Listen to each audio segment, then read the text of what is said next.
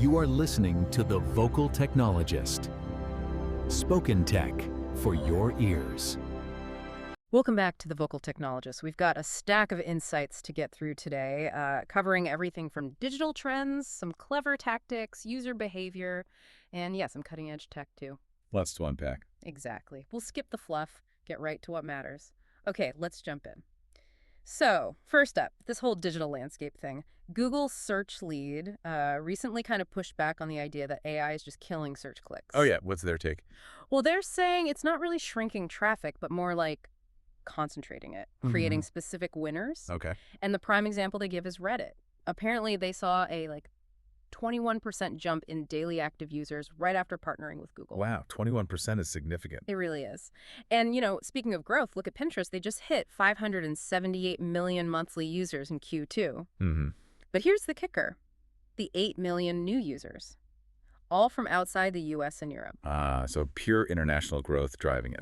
Exactly. And that global surge meant almost $1 billion in revenue, $998 million, up 17% year over year.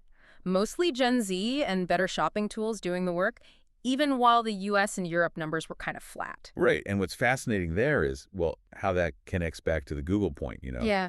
AI concentrating clicks, maybe making established markets tighter Yeah. while growth explodes elsewhere.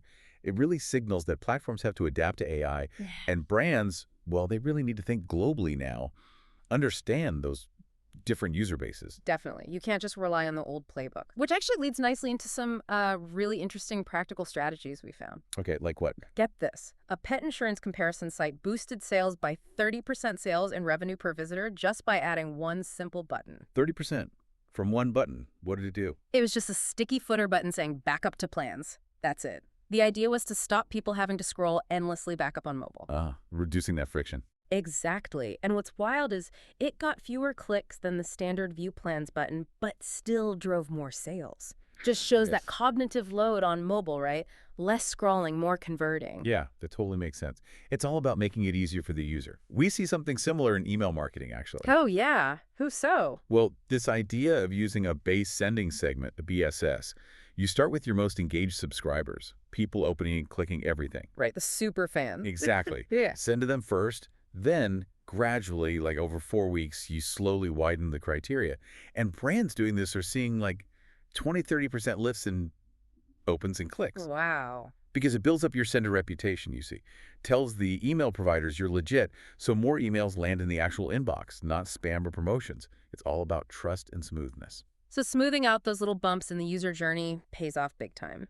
But okay, shifting gears a bit, how does this stuff affect the bigger picture, like brand reputation? Good question. It's getting trickier. Yeah, like Reddit. It's become such a critical place for public opinion now. We're seeing brands like Tailscale, Cloudflare, Mint Mobile having to jump into threads directly, respond to negativity fast. Hit you by the ground there. Totally. And they apparently have actual hierarchies for when execs need to get involved in really hot threads. It's not just broadcasting anymore, it's active defense. Constant vigilance. And speaking of things spreading fast, Instagram's new repost feature, we saw one example. A video went from 12,000 views to 50,000 in 30 minutes. Whoa. Yeah, because reposts are hitting non-follower feeds now. It just completely changes the game for organic reach. Virality is on hyperdrive. Right, which it really raises that crucial question. How do brands build real authority and trust in these spaces where things move so incredibly fast? Yeah. And technology isn't standing still either. True. I mean, look at OpenAI. They just launched GPT-5 plus Pro, Mini, and Nano versions, all free for ChatGPT users now. Free. Wow. What are the big improvements? Supposedly better accuracy, coding is stronger, simulated reasoning for complex stuff, and a system that picks the best model for what you need automatically. So more power, more accessible. Okay, that's a big development. And then you have companies like Yum Brands getting really creative with their Collider labs. They're predicting future drink trends using cultural analysis, predictive modeling, even betting markets. Betting markets, seriously? Yeah, to gauge consumer interest. That's how they develop concepts like KFC's Kwench drinks, trying to get ahead of what people will want next. It's pretty forward-thinking stuff. Wow. Okay, so from tiny buttons boosting sales all the way to AI evolution and predicting future tastes, There's a lot going on. It really shows how fast everything's changing. Absolutely. It demands constant learning, constant adaptation, which really brings it back to you, the listener. It prompts us to ask, how are you adapting your own approach to handle these kinds of shifts? Yeah. And maybe a final thought to chew on. Considering everything we've talked about, maybe we need to rethink what engagement even means, right? When maybe a button that gets fewer clicks or a brand conversation handled really subtly drives more actual results than just shouting louder. Spoken Tech for your ears.